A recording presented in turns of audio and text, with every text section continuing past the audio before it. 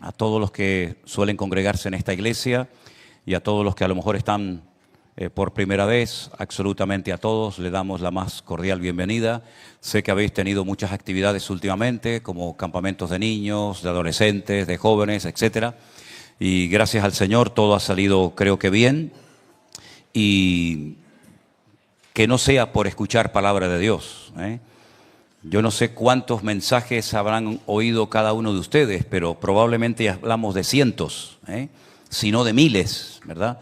Así es que no es por falta de palabras. Por ejemplo, hay un versículo en la Biblia, en el libro de Samuel, que dice que en su época, en su generación, escaseaba palabra de Dios. Y parece que hoy en día se están volviendo a repetir los tiempos de Samuel, ¿no? Donde escasea palabra de Dios. Hay mucho show, mucho espectáculo, mucha pedidera, mucha cosa, pero palabra de Dios lamentablemente escasea, ¿no?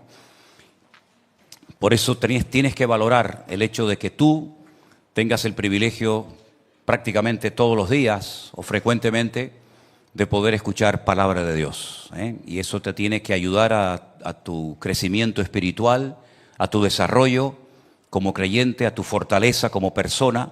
Tú no vas a ser mejor cristiano de lo que eres como persona.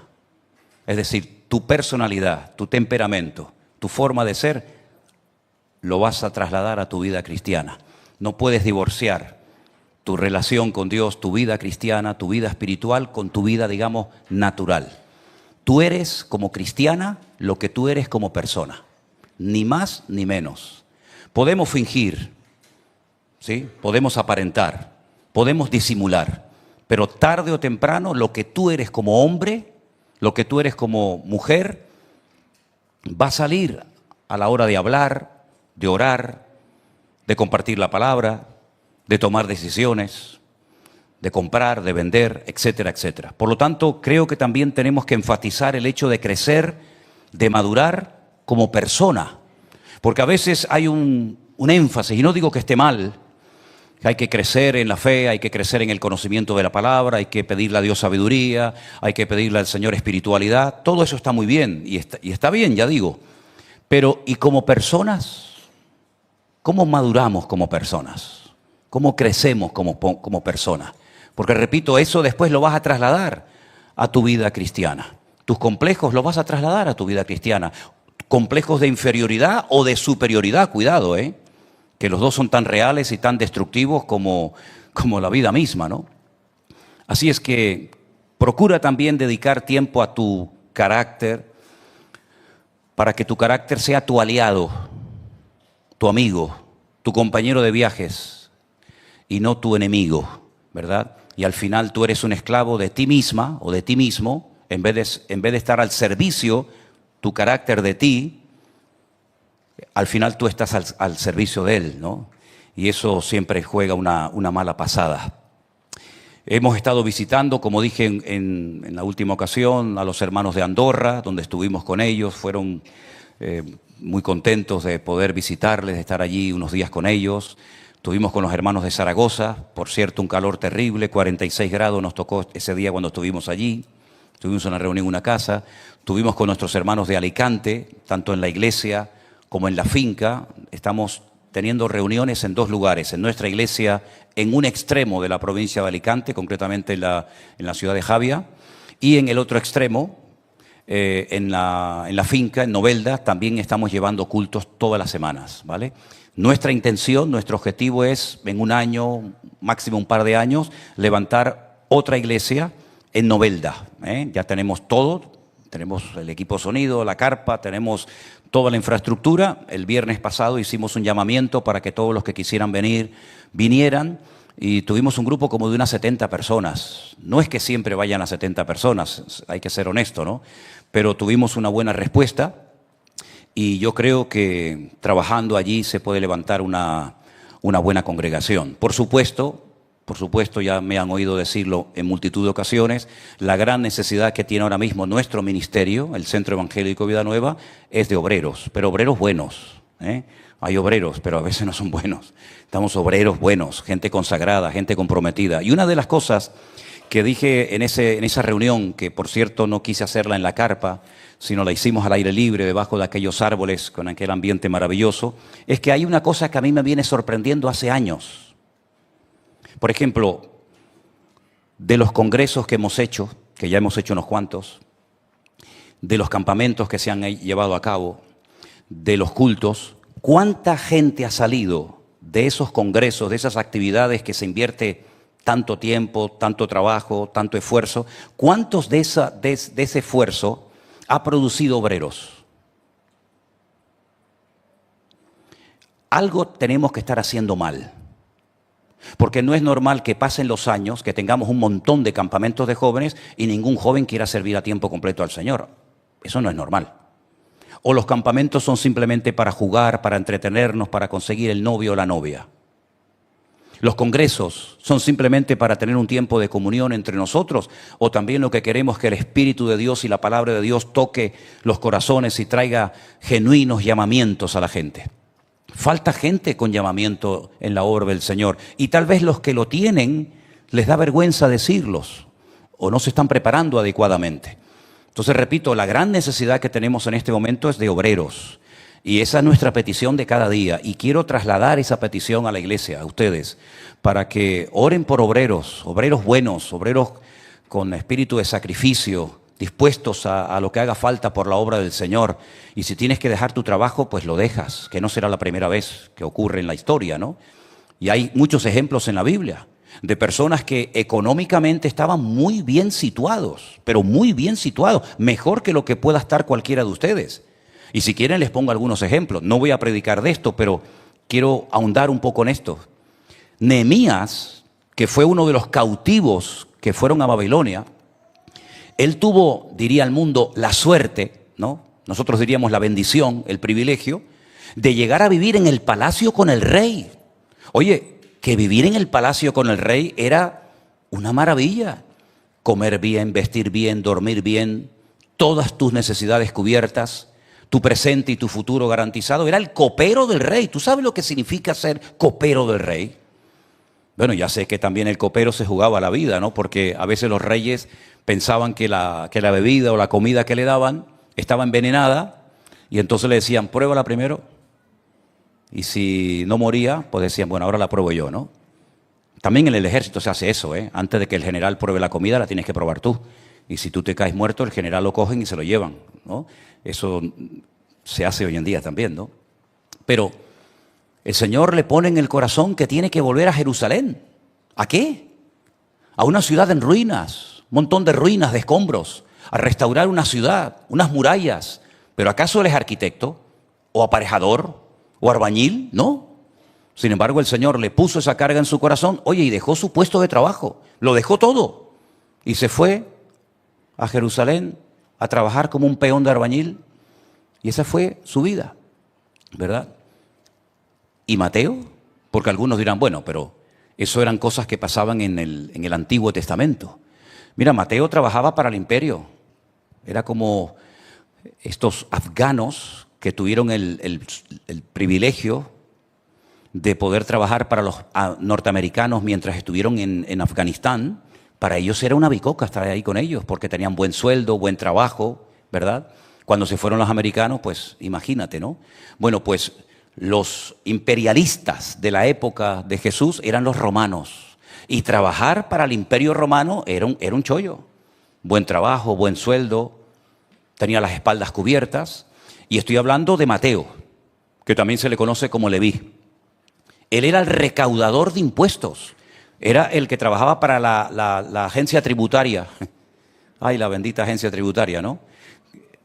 Y el Señor Jesús un día pasó por allí, lo vio sentado allí trabajando y le dijo, simplemente le dijo esto, sígueme. No le ofreció nada, no le ofreció un sueldo más grande, un trabajo más cómodo, sino simplemente le dijo, sígueme. Una palabra, y dice, levantándose, dejándolo todo, le siguió. ¿Pero a dónde vas? ¿Pero qué estás haciendo? ¿A dónde vas? ¿A dónde vas? Pues si este hombre no te va a ofrecer nada. Este hombre anoche durmió en una barca. Y nos hemos enterado que a veces duerme ahí en el monte con un grupo de hombres y mañana duerme en una playa. Pero estás loco. dejar tu estabilidad para esta aventura. Además, vete tú a saber si este es el verdadero Mesías o otro loco más. Pues dice la Biblia que levantándose, dejándolo todo, le siguió. Entonces, yo estoy como loco por ver eso en estos días, porque yo lo viví en mi época. Cuando yo me convertí hace años atrás, pues todos los jóvenes de la iglesia lo único que pensaban era prepararse para servir al Señor. Pero en esta generación eso se ha perdido. Hay una falta de vocaciones, no solamente en la iglesia católica, hasta el punto que hoy en día muchos hoteles y muchos resorts y muchos spa y todo eso son antiguos seminarios católicos. Y nosotros sabemos lo que hablamos porque, por ejemplo, cuando estuvimos en el Escorial, pues allí en el Escorial era un antiguo seminario católico. Y cuando estuvimos en el Congreso en Alicante, era un seminario de los maristas, donde habían 400 jóvenes preparándose para ser curas, para ser sacerdotes. Pero como ya no hay vocaciones, pues resulta que están trayendo sacerdotes de África y de Sudamérica, porque ningún joven en España quiere ser cura ni monja. ¿O hay alguien aquí que tiene esa vocación de ser cura o monja? ¿A que no? Pero ¿y pastor? Tampoco nadie. ¿Siervo de Dios? Nadie. Entonces, eso es algo que yo vengo pensando hace tiempo. ¿Cómo es posible que después de tantos campamentos, de tantos retiros, de tantos congresos, no haya gente dispuesta a lanzarse a la piscina a servir al Señor? Les dejo eso ahí, es algo que estoy pensando y reflexionando últimamente. Pero el mensaje de hoy, muchas de las cosas que dije, nunca un mensaje sale exactamente igual, pero también es algo que vengo masticando, ¿no? Escudriñando en mi corazón, y es lo siguiente. Advierto que el mensaje de hoy no es para todos, ¿vale? Incluso los que nos están viendo en la casa, les digo que el mensaje de hoy no va a ir dirigido a toda la audiencia, a toda la gente que nos oye. ¿Por qué? Porque el mensaje de hoy va dirigido única y exclusivamente a gente que quiere agradar al Señor. Entonces hay gente que no quiere agradar al Señor, hay gente que quiere que el Señor le bendiga, que el Señor le dé un buen trabajo, un buen marido, que le dé los papeles, que le dé la nacionalidad, pero eso de agradar al Señor con mi tiempo, con mis recursos, con mi vida, como que no. Entonces, este mensaje yo lo he preparado para gente que quiere agradar a Dios, gente que quiere de alguna manera, pues, hacer la voluntad de Dios en su vida, sea cual sea. Y hay un ingrediente fundamental para que esto funcione adecuadamente, y voy a hablar de ese ingrediente que lamentablemente, oye, es que yo no llevo en esto 2 días, es que yo estoy sirviendo al Señor antes de que tú nacieras. Antes de que muchos de ustedes nacieran, yo ya era pastor. Entonces, vengo observando hace muchos años que hay una asignatura pendiente, pero en el mundo bautista, pentecostal o de cualquier denominación, y da igual si es en España, en Estados Unidos, donde sea. A mí todavía me quedan 6 países por visitar este año, ¿vale? Más los que ya he visitado. Y en todos los sitios donde voy hay como un denominador común. Y es la obediencia. Porque en la palabra de Dios encontramos que si Dios quiere algo de ti y de mí, es que le obedezcamos. Tú puedes ser el mejor predicador del mundo. Puedes hacer milagros, señales y prodigios, pero si tú en lo más profundo de tu corazón no eres una persona obediente, podrás triunfar ante la gente, pero delante de Dios estás totalmente descalificado. Y me baso, por ejemplo, en esas palabras del Señor Jesucristo, por cierto, durísimas, donde dijo en una ocasión, yo sé que tú las conoces, y muchos, me llama la atención eso, y muchos me dirán en aquel día, Señor, yo en tu nombre eché fuera demonios. ¿Cuántos de los que están aquí han echado demonios? ¿Sabe cuántos has echado? 1, 2, 3, 5. Algunos de ustedes no saben ni lo que es eso. Pues esta gente que se va a presentar delante del Señor, dice que en aquel día le dirán, Señor, en tu nombre echamos demonios. En tu nombre hicimos señales, milagros, prodigios, vimos cosas tremendas. Es decir, que el currículum de esta gente, hay iglesias en peso que no lo tienen. Y hay gente que en el día del juicio, cuando se presenten delante del Señor, le dirán al Señor todo lo que hicieron, que es muy importante y llamativo. Y la respuesta del Señor a mí siempre me ha llamado mucho la atención. Y la conocen, ¿verdad? Apartaos de mí. Apartaos de mí, fuera, no estés junto a mí, fuera, apártate de mí. Como le dijo el Señor a Pedro, apártate de mí, apártate, fuera, vete para allá. Apartaos de mí, hacedores de maldad. Yo nunca os conocí. ¿Puede incluso una persona hacer cosas para Dios sin conocer a Dios? Claro, no te quepa la menor duda. Lean la biografía de John Wesley.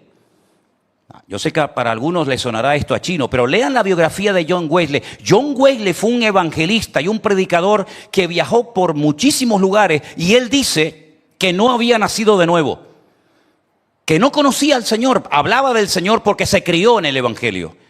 La madre de John Wesley los levantaba a los 12 hermanos de madrugada y les leía la Biblia, les hacía orar y repetir capítulos enteros de la Biblia, pero él dice que llegó a ser predicador, pastor itinerante y no conocía a Dios. Ayer hablando con un pastor de Uruguay, que a través de una emisora de radio, salió el tema de las famosas 10 vírgenes. La parábola de las 10 vírgenes, la conocen, ¿verdad?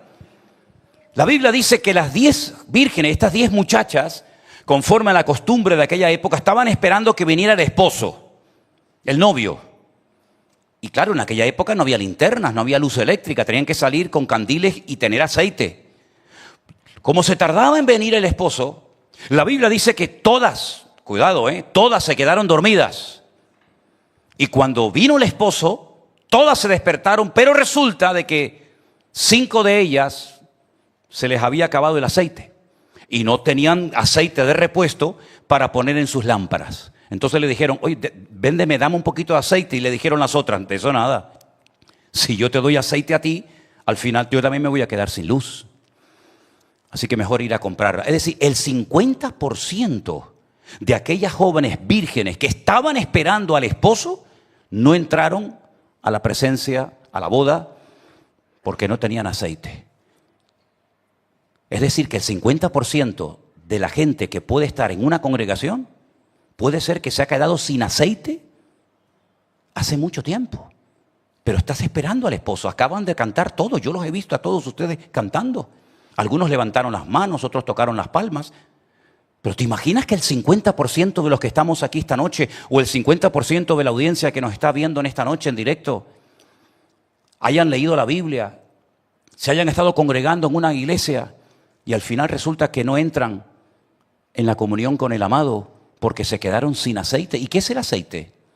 ¿Qué representa, qué simboliza el aceite en la Biblia?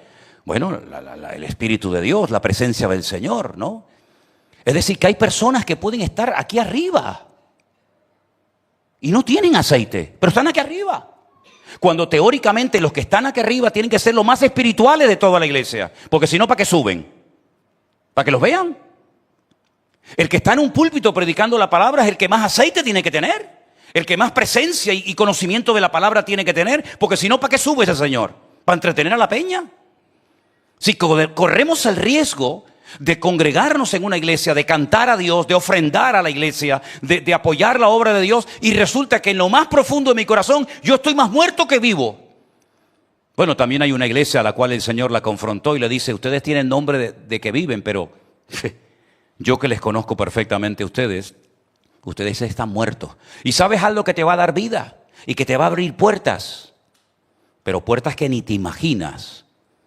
La obediencia. ¿Sabes que hay un capítulo entero en la Biblia? Si lo quieres leer, te voy a decir cuál es. Deuteronomio capítulo 28. La primera parte se titula Bendiciones de la obediencia. La segunda parte se titula Consecuencias de la desobediencia. ¿Alguien lo ha leído ese capítulo alguna vez? ¿Verdad? Repito, bendiciones como producto, resultado de la obediencia. Pero la contrapartida, la otra cara de la moneda dice consecuencias de la desobediencia. ¿Cuántos años estuve yo encerrado en esta iglesia, hermanos? Sin salir ni de aquí a la esquina.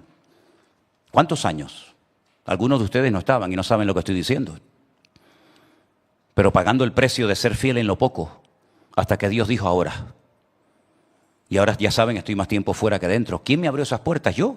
Yo no he llamado a nadie. Yo no le he escrito a nadie. Yo no me hago publicidad. Es el Señor el que dice ahora Y yo podría haber escrito, podría haber llamado, podría haber tocado por aquí, tocado por allá. Yo no llamo a nadie, yo no me presento nunca a nadie. Pero el Señor es el que abre y cierra las puertas. ¿Te das cuenta? Porque creo que he sido obediente a Dios en lo que tenía que haber sido obediente en ese momento. Y si tú quieres bendiciones para tu vida, no hay un secreto. Aquí no hay secretos, aquí no hay secreto. Aquí está todo escrito y todo revelado. Sé obediente, sé obediente. Ahora, vamos a hablar de la obediencia, que es muy importante, pero déjame primeramente llevarte, creo que los chicos lo van a poner arriba, 1 Samuel capítulo 15. Ya sé que estás pensando, 1 Samuel 15 habla del rey Saúl, efectivamente.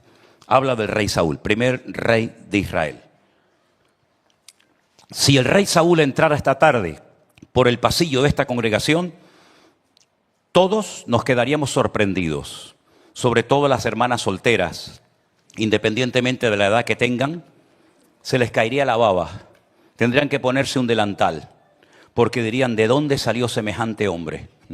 Imponente, guapo, atractivo, alto, y encima va a ser el rey de Israel. Pero ¿saben qué? Era todo fachada. Era todo fachada. En cuanto escarbabas un poquito decía, esto no tiene consistencia ninguna, amigo. Dios lo escogió como rey de Israel. El pueblo se empeñó en tener un rey, querían ser como los demás. Al fin y al cabo lo consiguieron. Después le salió, permítame la expresión, el tiro por la culata, se les rompió el juguete.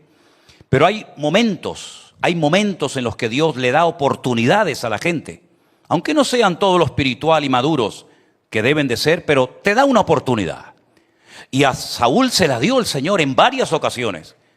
Y en el capítulo 15 ustedes van a encontrar que llega el profeta Samuel y le dice, mira, vengo de parte de Jehová tu Dios para que vayas a una misión que se quedó a medias. Porque en la época de Moisés y de Josué había una guerra, un conflicto bélico contra un pueblo llamado Amalek y no se terminó lo que se tenía que haber terminado. Todo quedó a medias.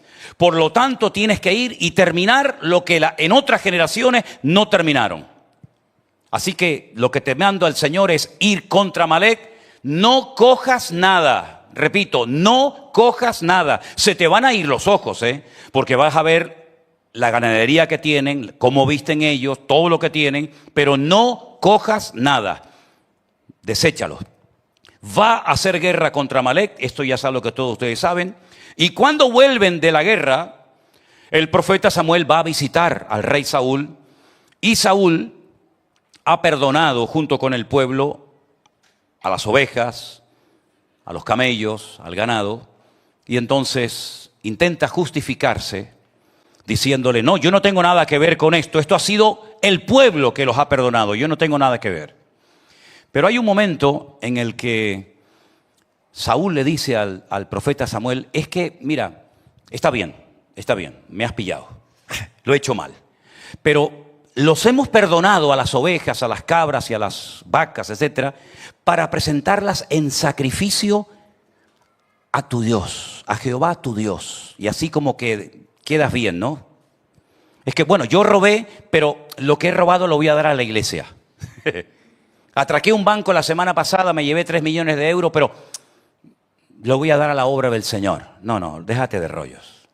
Entonces llega el profeta Samuel y en el capítulo 15, verso 22, ahora sí lo podemos poner, dice, Samuel le dijo, ¿se complace Jehová tanto en los holocaustos y víctimas como en que se obedezca a las palabras de Dios?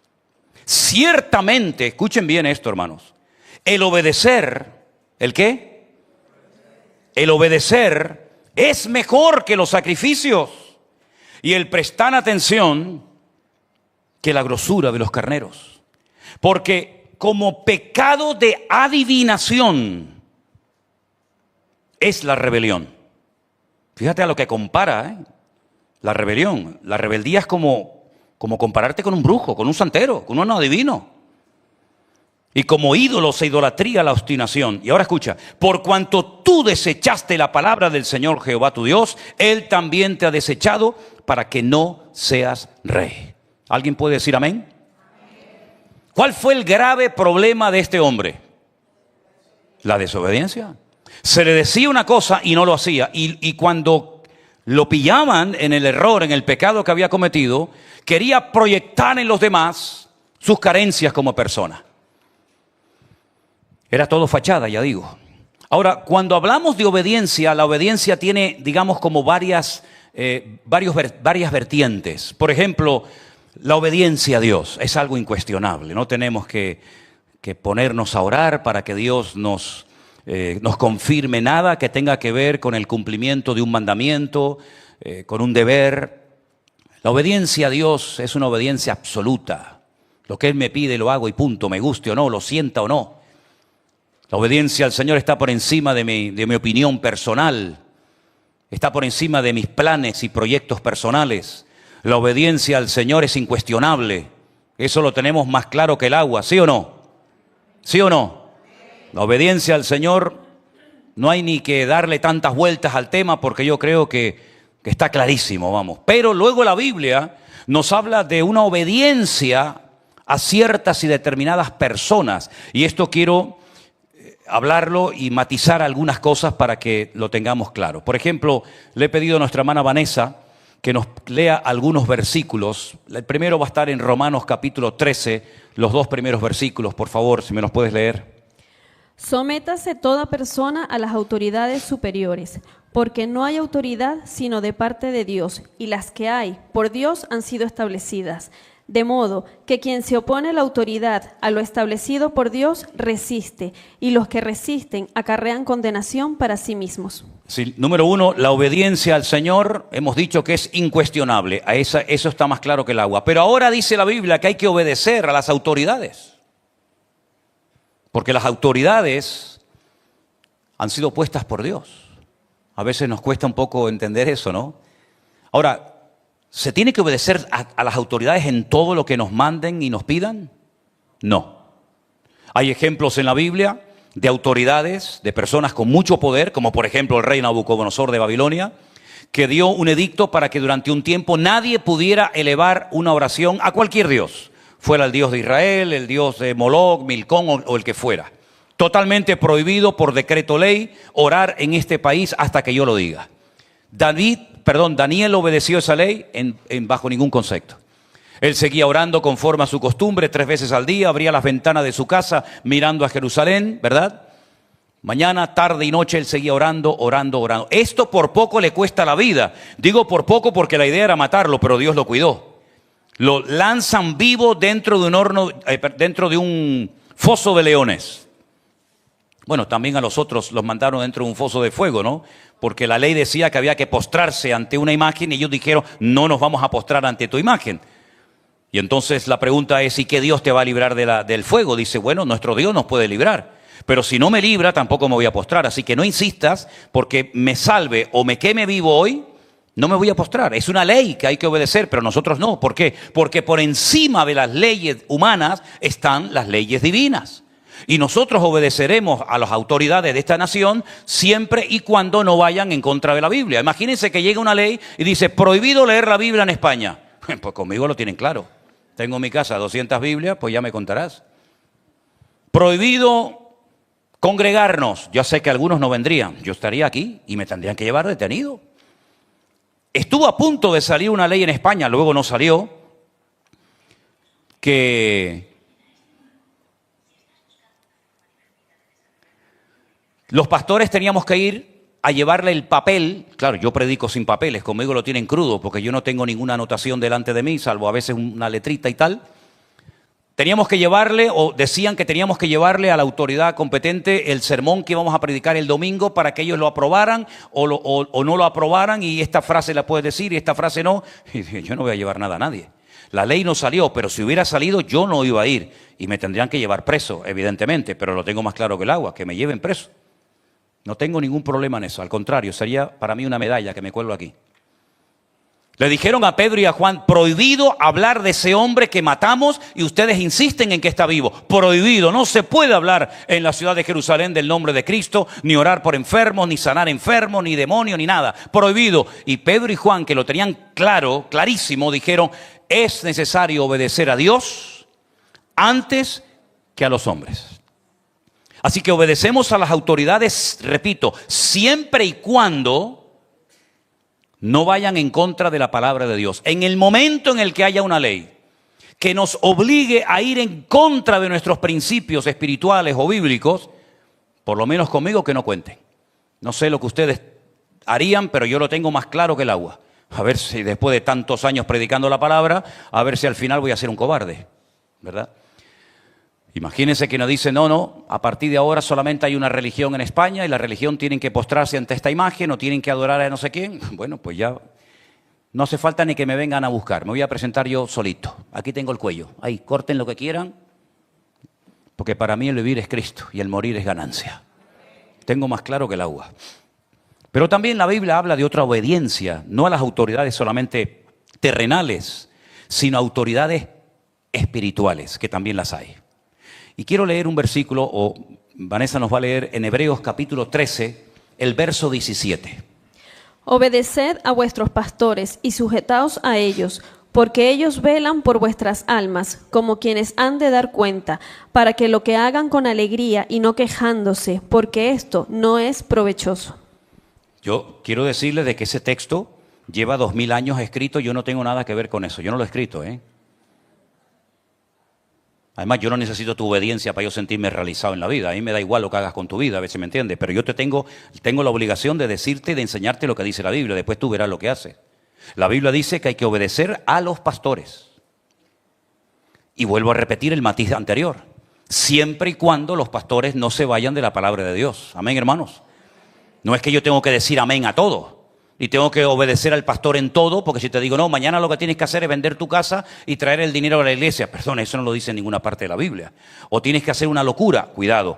Mientras los pastores no se vayan de la palabra de Dios, bíblicamente, la Biblia dice que hay que obedecer a los pastores.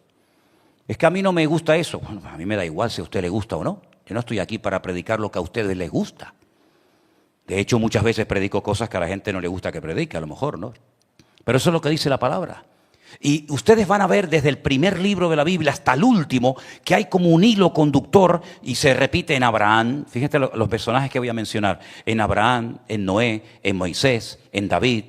En todos los personajes de la Biblia uno tenía más fe, otro tenía menos fe, uno hacía una cosa, otro hacía otra, pero todos tienen algo en común. Y es que eran hombres obedientes. Abraham, tremendamente obediente. Sal de tu tierra y de tu parentela. Podía haber dicho, ¿y para qué? ¿Y por qué? ¿Y a dónde voy? Nada, no le da ni una sola explicación el Señor. Yo me he preguntado muchas veces por qué a veces la gente para obedecer necesita tantos argumentos y tantas explicaciones. ¿Por qué? No nos vale con lo que dice la palabra. Tenemos que tener la confirmación del ángel Gabriel, del ángel Miguel, de esto y de aquello. Abraham salió, dice la Biblia, sin saber a dónde iba. ¿A dónde vas? ¿Pero qué haces, hombre? Pero vas a dejar la herencia, tú estás loco. Además, ¿de qué vas a vivir? ¿Y a dónde vas? No sé nada, solamente el Señor me ha dicho que salga, que ya Él me irá diciendo por el camino a dónde voy y lo que tengo que hacer. Y el hombre salió por obediencia al llamado de Dios. Pero toda la vida de Abraham es una obediencia detrás de otra. Pero claro, si tú no obedeces en la A, después en la B, tampoco vas a obedecer. ¿Dónde se aprende a ser obediente? ¿En la iglesia? No, en la iglesia no se aprende a ser obediente. Se aprende a ser obediente en la casa. Porque el primer contacto con una autoridad, llamémoslo papá y mamá, es en la casa. Y cuando papá dice hay que apagar la televisión, o no hay más caramelo, o hay que irse a la cama, o tienes que hacer esto o aquello, es ahí los primeros encuentros donde se pone en tela de juicio si soy un rebelde o soy un obediente. Si tú has sido un rebelde en tu casa, cuando tú vengas a la iglesia, tú vas a seguir siendo un rebelde. Lo que pasa es que en vez de desobedecer a tus padres, pues ahora vas a desobedecer pues, en la iglesia a Dios o a quien se ponga por delante. Porque la casa es una escuela donde aprendemos pues eso, bueno, por lo menos en mi época, ya hoy en día no sé, ¿no? Pero en mi época había un respeto, había una educación, había un horario, había unas normas. Ya sé que todo eso ha cambiado, ya lo sé. Pero honestamente, donde tenemos que aprender a ser obedientes es desde la cuna. Desde la cuna se nos enseñan principios de obediencia, que vamos cultivando y desarrollando hasta que llegamos a un momento en el que Dios nos dice, súbete al monte Moria y degolla a tu hijo. Y Abraham dice, ¿qué? No le costó. Bueno, vamos a ver. No me malinterpreten, seguro que le tuvo que doler como padre, pero no cuestionó a Dios, no dijo, matar a mi hijo. ¿Y por qué no mato a Samuel? No, tiene que ser Isaac. ¿Y para qué? Si tú nunca has pedido a nadie sacrificios de animales, si cuando pecó Adán y Eva en el jardín del Edén y los expulsaste, no le dijiste que hiciera estos sacrificios humanos, le dijiste que mataran animales, ¿verdad? Como señal de que en algún momento se tenía que derramar sangre, que fuera la de Jesús, pero matar a mi hijo, pero si es mi heredero. Si yo oré toda mi vida por un heredero, si yo te pedí que no quería que Eliezer, creo que se llamaba el siervo, fuera mi heredero, tú me prometiste un hijo, que él sería mi heredero, y su hijo, y el otro, y ahora me dices que lo mate, pero esto no tiene ni pie ni cabeza, esto es un disparate, Señor.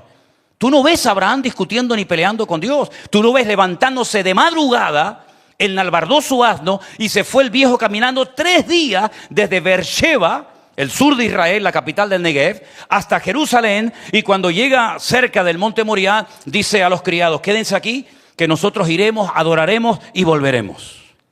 Y tú dices, pero ¿qué movía a este hombre? ¿Pero de dónde salió semejante personaje? Si hoy en día le dices una cosa a uno y se enfada, y te quita la palabra, y se va de la iglesia, y a este le está pidiendo que mate a un hijo. Los que sois padres y madres entendéis lo que estoy diciendo. Si no eres madre, tú no entiendes lo que estoy hablando esta noche. Pero los que somos padres y madres, daríamos lo que fuera por la salud de nuestros hijos. Yo le dije al Señor cuando me enteré de lo de Miriam, Señor, mándamela a mí, enférmame a mí, mándame eso. Señor, si me tengo que quedar manco, mudo, si tengo que dejar el ministerio, no predicar nunca más, estoy dispuesto a hacer lo que tú me digas. Por un hijo se hace lo que sea. Porque un padre y una madre nunca va a traicionar a un hijo. Un amigo sí te lo puede hacer, pero un padre y una madre, bíblicamente hablo, ¿verdad? Tiene que ser tu mejor aliado, tu apoyo. A veces, lamentablemente, te apoyas en quien no tienes que apoyarte y vas con los cuentos y con los chismes a la que piensa como tú, en vez de ir al que no piensa como tú, para que no te realimentes en tu soberbia, ¿verdad? Pero Abraham no cuestiona a Dios. Abraham dice, venga, vamos.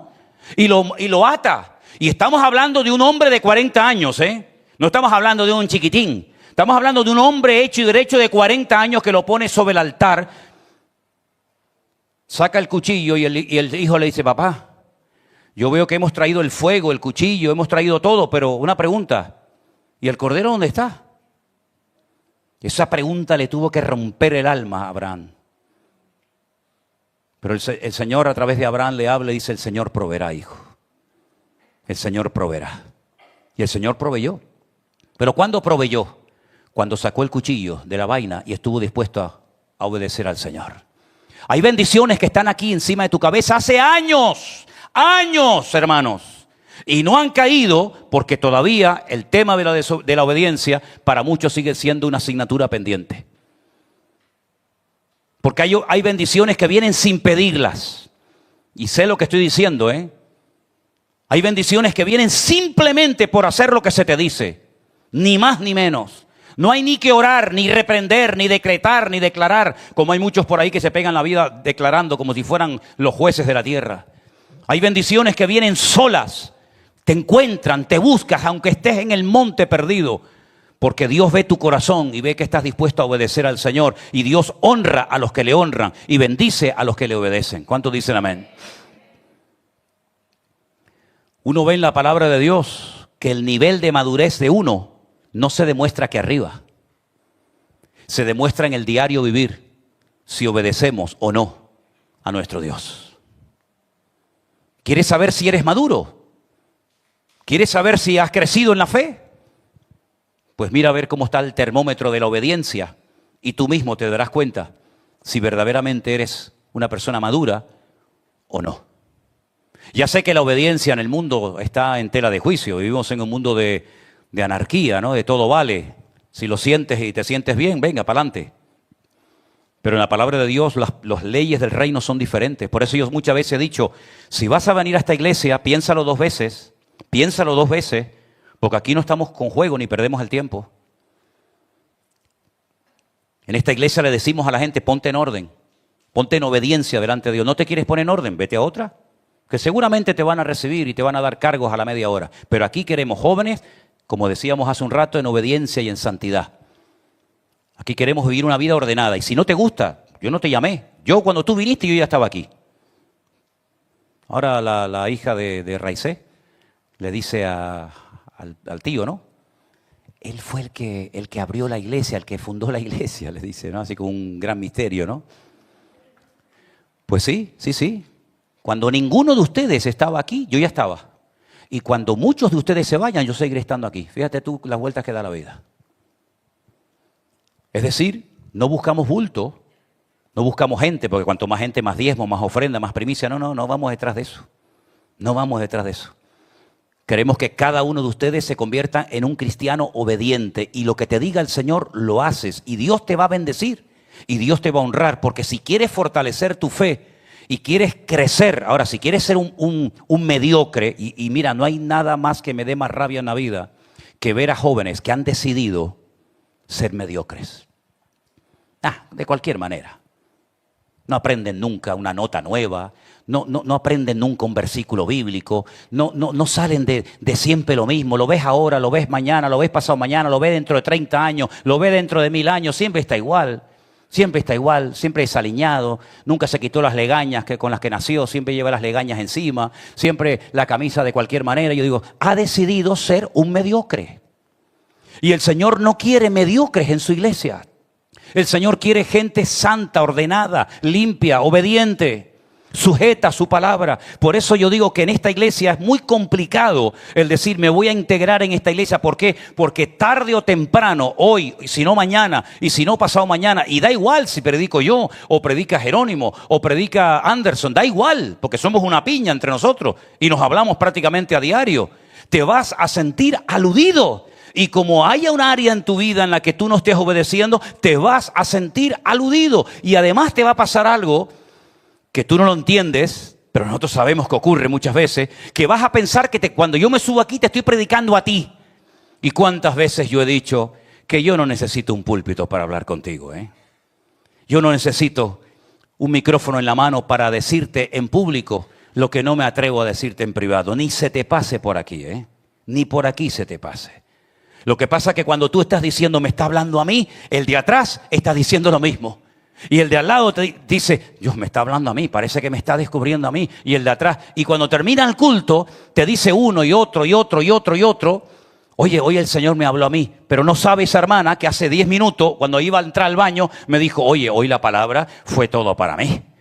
Porque a nadie se le va a ocurrir, ¿verdad?, en esta iglesia decir, hermano, la palabra de hoy le vino a esta hermanita como anillo al dedo. Qué bien, espero que la haya oído. Y a veces a lo mejor hay alguna o alguno que tiene la tentación de decir, ¿estás oyendo? Esto va para ti, cógelo. No es así, hermano, no trabajamos así. La palabra de Dios hace así. Yo soy un sembrador ahora, yo soy un sembrador de semilla bíblica, de semilla, y estoy haciendo así, ¡fum! ¡Fum! ¡Fum!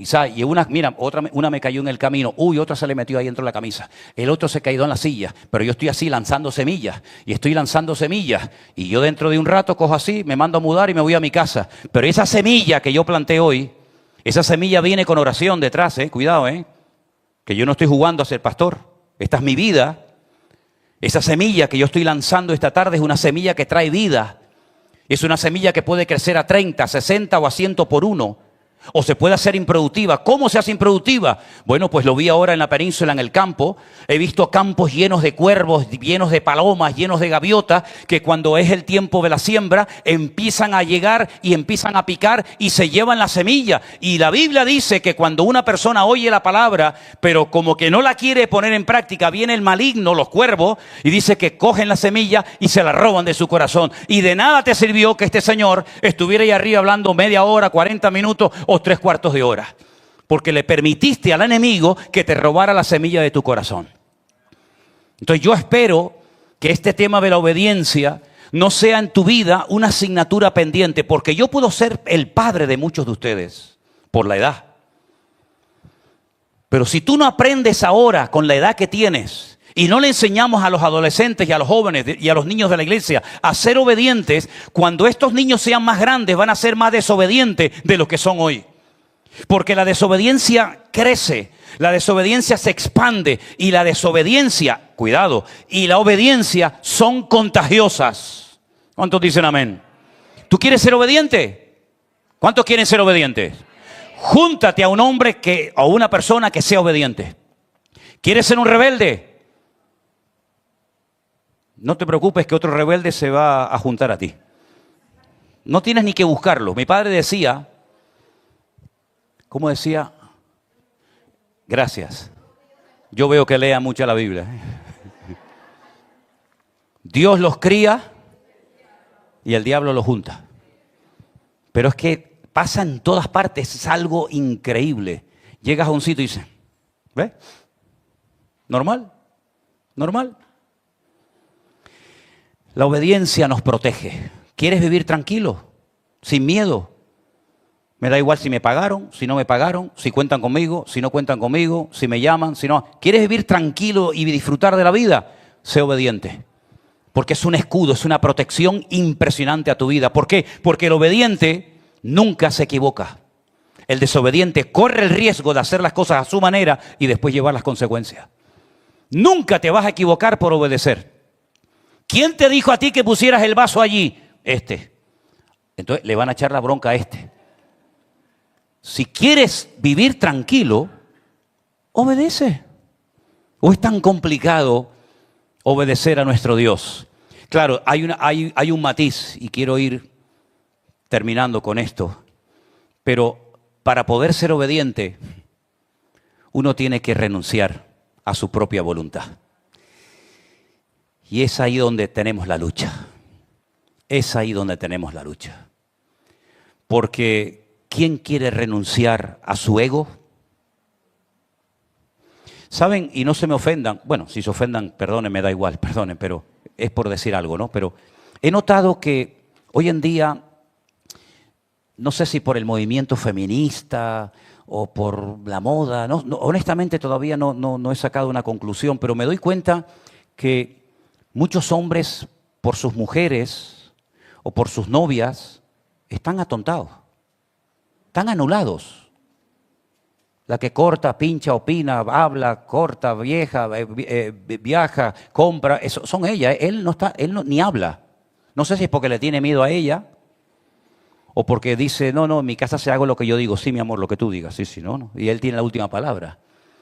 Pero una de las cosas que tenemos que recuperar en el cuerpo de Cristo es el rol y el papel de cada uno. No seas un pelele. No seas un pelele. Si le tienes que llevar la contraria, se la llevas, no pasa nada. Algo muy bonito que durante siglos funcionó en la iglesia, que se ha perdido, ya no existe eso, fue el diálogo. ¿Qué eran los concilios? Eran encuentros de liderazgo, desde el primero en Jerusalén, Hechos capítulo 15 hasta el último, eran momentos de encuentros para que el liderazgo dialogara y opinara. Oye, y este versículo y el otro versículo. Claro, después también se metieron cosas muy humanas y carnales, ¿no? Pero el diálogo, dialogar, no discutir, sino dialogar. Oye, ¿qué te parece esto, lo otro? Pero hoy en día como que hay miedo a llevarle la contraria a alguien. Si crees que la palabra de Dios te avale, no tengas miedo de abrir la boca. No seas un pelele, no seas un cobarde, un monigote. Hermana, cuando su marido le hable, óigalo.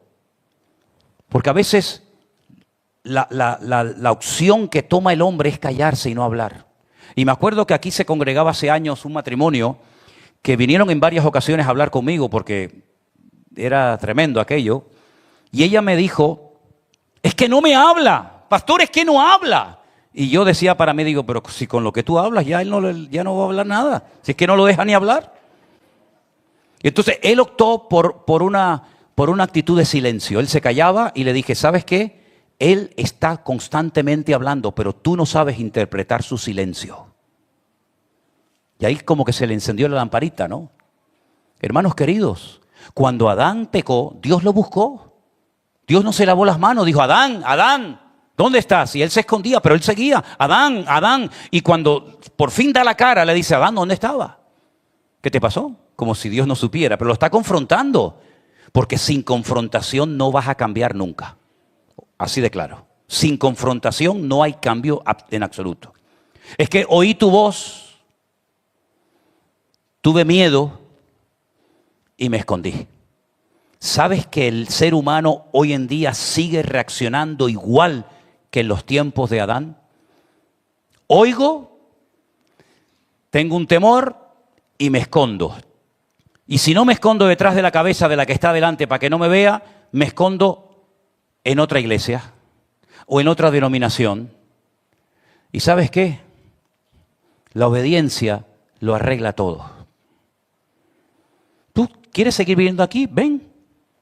Pero querido hermano y amigo, te digo algo, si no vas a obedecer en todo lo que Dios ponga en tu camino, no vas a crecer nunca. Serás un mediocre, como lamentablemente he conocido a muchos miles de cristianos que van a las congregaciones. El tiempo pasó, pero no crecieron nunca, no maduraron. Siempre están con sus problemas, con sus luchas, con sus preguntas, con sus dudas.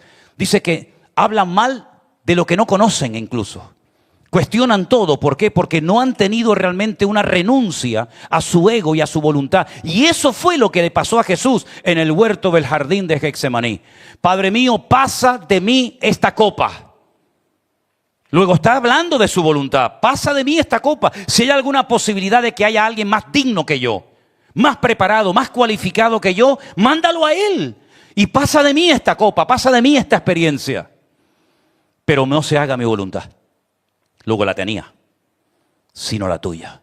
Y yo cuando voy al huerto de Getsemaní, y he ido ya no sé ni cuántas veces, siempre le digo a los hermanos que llevo a Jerusalén lo mismo. Miren, hermano, si Jesús no hubiera estado aquí quebrantado y renunciando a su propia voluntad, nunca hubiera tenido la capacidad y la fuerza para poder ir a la cruz del Calvario y dar su vida por nosotros. Aquí fue donde Él renunció a su voluntad. Aquí fue donde Él se rompió. Y cuando Lucas lo mira, dice, o le cuentan la historia, él ve que se ha roto, está sangrando, está sudando como gotas de sangre, está roto por dentro. Ahí no se está comportando como un león. Mira, tú tienes dos opciones. O comportarte como un león, asustando a todo el mundo y gritándole a todo el mundo y haciendo tu propia voluntad, o actuar como Jesús actuó en el huerto de Getsemaní, que fue como un cordero. Él entró como un cordero, se quebrantó delante del Padre y salió como un león. Si lo hubiera hecho al revés, la salvación nunca se hubiera obtenido por amor a nosotros. Es decir, tiene que haber un rompimiento en nuestras vidas. Tiene que haber un momento en el que digas, no me soporto, no quiero seguir siendo así. Siempre con lo mismo, cuando no es con el pastor, es con mi padre, cuando no es con mi padre, es con el de la tienda, cuando no es con el vecino, cuando no es con mi hermano, cuando no es con mi tío, y siempre hay una lucha, siempre hay algo que como que te persigue a todas partes.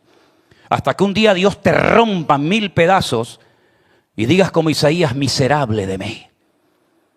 Miserable de mí, como Pablo dijo, ¿quién me librará de este cuerpo de muerte? Que quiero hacer cosas buenas y no las hago, al contrario, hago lo malo. Y Pablo dijo y abrió su corazón, gloria a Dios por este hombre y por esta humildad y honestidad. El pecado mora en mí. El pecado no está en la iglesia, el pecado no está en los judíos que me odian, el pecado no está en los fariseos, no. ¡Ay de mí! ¿Quién me librará de este cuerpo de muerte? Porque el pecado mora en mí. Y ahí se rompió delante del Padre, ahí se rompió delante de Dios. Y por eso yo digo que hay como niveles, claro que los hay de crecimiento y niveles de sabiduría y niveles de todo. Y creo que para poder llegar a un nivel óptimo, hoy por hoy, como nos está demandando la vida, tiene que haber un rompimiento. Tiene que haber un rompimiento. Y hay dos vías de escape que Dios ha diseñado en el cuerpo humano, la risa y el llanto. Como tú quieras, o te pones a reír como una loca, o te pones a llorar toda una noche. Pero te puedo asegurar que al día siguiente serás una nueva persona. Porque eso es lo que Dios quiere hacer en nosotros. ¿Tú te crees que fue agradable para Pedro oír de su maestro decir, apártate de mí? Vete para allá. Huye. Satanás. Pero que llamó Pedro, Satanás. ¿Fue agradable? Para nada. Para nada fue agradable.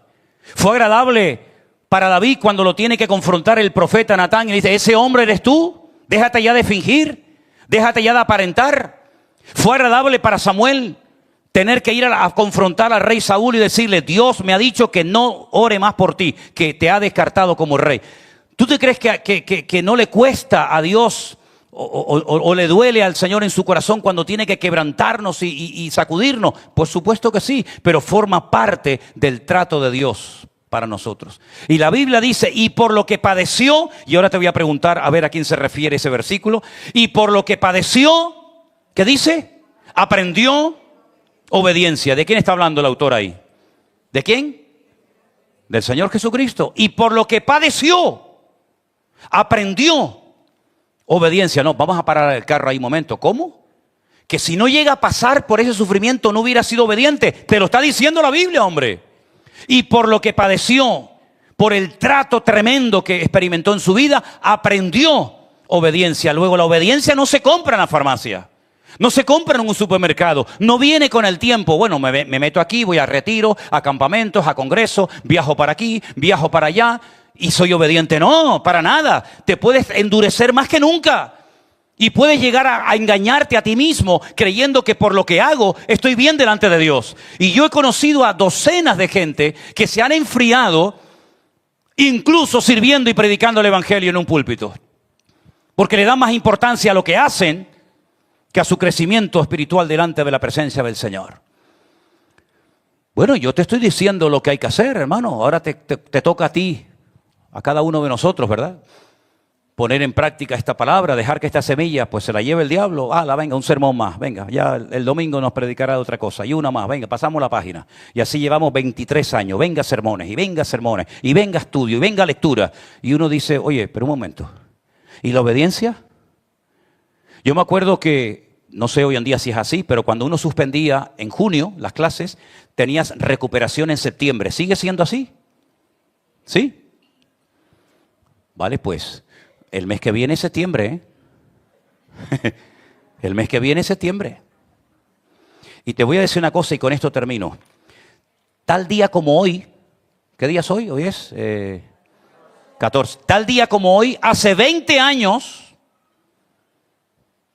un pariente lejano del famoso Che Guevara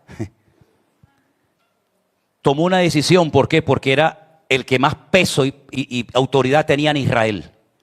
Él era el presidente y dijo, voy a tomar una decisión. En este trozo de tierra, que eran unas playas de película y hoteles e invernaderos, y aquello era una zona de gente de mucho dinero, los voy a sacar a todos. Si se quieren ir por las buenas, bien, y si no, les mando a la policía, al ejército, que los maten a palos. Habían como 8,000 y pico personas viviendo en la... Fíjate tú, 8,000 y pico personas. En una franja que tiene 45 kilómetros de largo, 8,000 personas. ¿Qué nivel tenía que tener aquella gente para poder vivir allí? Ya te lo puedes imaginar. No quisieron salir porque allí estaban sus escuelas, sus coches, sus casas, sus cementerios. Les mandó a la policía. Les mandó al ejército y les dijo, sáquenlos a todos. Y hay imágenes que las pueden ver. Los sacaron a palos. La gente no se quería ir. Los sacaron a todos a palos. Y dijo, a partir de hoy, este territorio, que siempre se ha llamado como se ha llamado hasta ahora, nunca ha tenido otro nombre, la Franja de Gaza, vamos a meter ahí a palestinos, a gente que viva ahí y hagan su país, sus normas, sus leyes, sus costumbres, sus mezquitas y sus historias. Y nosotros nos vamos. Hoy se cumplen 20 años de aquella decisión. Esa decisión, 20 años más tarde, sigue siendo un quebradero de cabeza, tanto para unos como para otros. Tomó una decisión, desde mi punto de vista, equivocada. Cortó por lo sano, dijo, no, esto no, como si fuera su país, ¿no? Y las consecuencias las están pagando otra generación. Las decisiones que hoy tomes tú pueden afectar, para bien o para mal, a tus hijos, a tus nietos si es que los tienes, y a la próxima generación. Por eso Saúl fue desechado, porque lo que esta gente no terminó, lo tienes que terminar tú. Y como no lo has terminado, la siguiente generación o la otra, ya vas a ver lo que va a pasar. Lean ustedes el libro de Esther. El libro de Esther, ¿qué es? Es el intento por parte de aquel hombre perverso de destruir a todos los judíos de su época. Y tú dices, y el cabecilla de ese movimiento que quería exterminar con todos en aquella época, ¿qué nacionalidad tenía? Dice que era un amalecita. Pero resulta que los amalecitas eran los que tenía que haber peleado Saúl. pero no los exterminó, no terminó con ellos, no los expulsó de la tierra, que tenían su tierra. Tampoco lo hizo Josué. Y te das cuenta de que se van quedando puertas abiertas y las pagan las siguientes generaciones. Por eso dice la palabra de Dios que tenemos que consagrarnos y comprometernos y rendirnos al Señor para que no nos atrape mañana la mala decisión que hoy tomé. Pero también te digo una cosa, la decisión buena y bíblica que tú tomes hoy va a cambiar toda tu vida. La mejor decisión que yo tomé, la tomé con 17 años. La mejor, servir a Cristo. Esa fue la mejor decisión que yo he tomado en mi vida. Después hice otras, algunas buenas y otras malas. Pero fue mi mejor decisión, dedicarme por completo a servir al Señor. Y hasta el día de hoy, con la edad que voy a cumplir ahora, no me he arrepentido nunca de haber tomado esa decisión. Gracias a esa decisión que yo tomé a los 17 años, esta iglesia existe hoy en día. Y existe la iglesia del Puerto de la Cruz, y existe la iglesia virtual, y el ministerio del Centro Evangélico Vida Nueva, y la finca de Novelda, y Colombia, y San Francisco, y Miami. Gracias a una decisión que tomé hace un montón de años, el Señor ha honrado y bendecido una decisión, y ha bendecido su obra, porque al fin y al cabo es su obra. Si yo me hubiera negado en aquel momento a servir al Señor, bueno, probablemente, no sé, el Señor habría levantado a otra persona, pero eso ya es entrar en hipótesis y en ideas personales. Pero te das cuenta que una sabia decisión con la mujer exacta con la que me tenía que haber casado, con el hombre de Dios, con el ministerio, con el lugar, con la iglesia, etcétera, puede beneficiar no solamente a ti, sino a miles y a miles de personas. Por lo tanto, tómate en serio lo que estoy predicando, porque este mensaje no lo vas a oír frecuentemente. Vas a oír palabras de adulación y de motivación. Y tú serás importante, y Dios te va a bendecir, y Dios te va a usar. No nos estemos engañando, hermanos. Dios claro que me va a usar, y claro que Dios me va a bendecir, pero es que hay un precio que pagar. Y ese precio a pagar, y seamos realistas, no lo quiere pagar todo el mundo. No lo quiere pagar todo el mundo. Ahora, que oren por mí, que me bendigan, que Dios me sane, que Dios me prospere, que me venga un trabajo, eso lo quiere todo el mundo. Es que no hay ni ser ni cristiano para que una persona te diga, sí, ora por mí, no hay problema. Pero el comprometernos, el consagrarnos, el poner la mano en el arado, el decir voy a por todas, el voy a renunciar a mi vida, con esta mano creo que me sobran dedos. Con esta mano me sobran dedos. Y lo digo con tristeza, porque qué más quisiera yo, ¿no? Por lo tanto, mis queridos hermanos, tómense en serio este mensaje, porque es un mensaje que Dios ha puesto a fuego en mi corazón y te puede cambiar la vida y traer muchos beneficios espirituales a tu vida. Toma nota, y el que tiene oído para oír, que oiga lo que el Espíritu hoy ha dicho a la iglesia. Cierra tus ojos, por favor, y oramos a nuestro Dios. Nos ponemos de pie, hermanos, por favor. Aleluya. Dios no busca sacrificios, Dios no busca nada de nosotros salvo que le obedezcamos en todo lo que Él nos pida. Y si hay un acto de obediencia, por pequeño que sea, Dios lo bendecirá, Dios lo honrará y a través de Él vendrá bendición a tu vida y a los tuyos. No frenes la bendición de Dios en tu vida por no querer obedecer al Señor. No frenes ninguna bendición de Dios por no querer rendirte a lo que Dios está o quiere hacer en tu vida. Gracias por tu palabra, Señor. Siempre viva, siempre eficaz, siempre habla. Lo tenemos claro. Sabemos que tu palabra no vuelve vacía, lo sé. Sabemos que tu palabra cuando se siembra siempre habrá alguna respuesta a tu palabra. Sabemos que muchas semillas se pierden. Sabemos que muchos oídos se olvidarán a los pocos minutos, horas o días de lo que yo he predicado hoy, ya lo sé. Pero Señor, yo te ruego en el nombre de Jesús que por lo menos uno de los que hoy ha oído tu palabra decida en lo más profundo de su corazón ser obediente hasta la muerte y muerte de cruz. Porque tú te despojaste de toda tu gloria y te humillaste y te hiciste obediente sin ninguna necesidad. Cuánto más nosotros necesitamos doblegar nuestros corazones a ti, Señor. Gracias por esta oportunidad de oír tu palabra. Gracias por esta oportunidad que hoy has traído a mi vida, de saber lo que tengo que hacer, porque muchos no saben lo que tienen que hacer. Pero aquí hoy todo el mundo ha oído tu palabra.